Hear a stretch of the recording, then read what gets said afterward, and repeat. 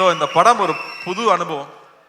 இந்த படத்துக்குள்ள போனதுக்கப்புறம் வந்து முக்கியமாக நான் ஜார்ஜோடைய ஒர்க்கும் சந்தோஷ் நாராயணோட ஒர்க்கும் கிரண்ஸோட ஒர்க்கும் சொல்லுவேன். ஏன்னா இது வேற ஒரு வேர்ல்டு, ஒரு பேரலல் வேர்ல்டு நலன் கிரியேட் பண்ணியிருக்கிறது. ஏன்னா வந்து எல்லாம் 90s கிட்ஸ் தான் சொல்லுவாங்க, டே நலன் யாருன்னு உங்களுக்கு தெரியாதுடா, இந்த படம் வரணும்டா அப்போதான்டா தெரியும்னு 90s கிட்ஸ் கதறது நான் பார்க்குறேன். ஸோ மறுபடியும் நமக்கு ஒரு ஓஜி மறுபடியும் ரொம்ப நாளுக்கு அப்புறம் திரும்ப பார்க்க போகிறோம். எப்படி எம்ஜிஆர் சார் ஒரு ஓஜியோ அந்த மாதிரி திரும்ப ஒரு டார்க் காமெடியோட ஓஜியை மறுபடியும் இதில் கொண்டு வந்திருக்கோம். ஸோ ஐம் ஸோ ஹாப்பி நலன் கூட ஒர்க் பண்ணுறது. நான் வந்து நலன் மாதிரி டைரக்டர் வந்து நான் அடிக்கடி யோசிப்பேன், தெலுங்குல பெரிய படங்கள் பண்ணுறாங்க, மலையாளத்தில் வித்தியாசமான படம் பண்ணுறாங்க, தமிழுக்கு என்ன அடையாளம் இருக்குது, நம்ம வித்தியாசமாக என்ன பண்ணுறோம். ஏன்னா இங்கே வந்து ரொம்ப பயந்துட்டே இருந்தோம்னா யூஸ்வலான ஃபில்மே பண்ணிட்டு இருந்தால் பிரயோஜனம் இல்லை, புது விஷயங்கள் பண்ண முடியாது. அப்போ இந்த மாதிரி டைரக்டர்ஸ் ரொம்ப ரொம்ப முக்கியம்னு நான் நினைக்கிறேன். அவங்க தொடர்ந்து படம் பண்ணுறது முக்கியம்னு நினைக்கிறேன். ஸோ அந்த வகையில் நலன் மறுபடியும் இந்த படம் பண்ணது, அதுவும் இந்த மாதிரி ஒரு டஃப்பான சப்ஜெக்ட் எடுத்துட்டு அதை இவ்வளோ ஜாலியாக டெலிவர் பண்ணது ஐம் ஸோ ப்ரௌட் நலன். இந்த மாதிரி பேரியர் பிரேக் பண்ணலாம், புது விஷயங்கள் ட்ரை பண்ணவே விட மாட்டாங்க நம்மள. ஸோ அந்த வகையில் ஐம் ஸோ ஹாப்பி.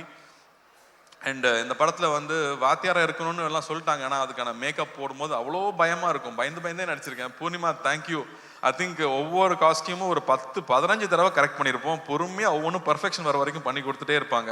அதே மாதிரி செரீனா ஆகட்டும், என்னோட மேக்கப் மேன் முருகன் ஆகட்டும், அந்த அந்த மீசை வரையறதுலேருந்து அந்த அந்த உருவம் வேஷம் போட்டு வந்து அவராக நிற்கும் போது அவர் எப்படி இருந்திருப்பாருன்னு யோசிச்சோம்னா நமக்கு தலையெல்லாம் சுற்றிடும்.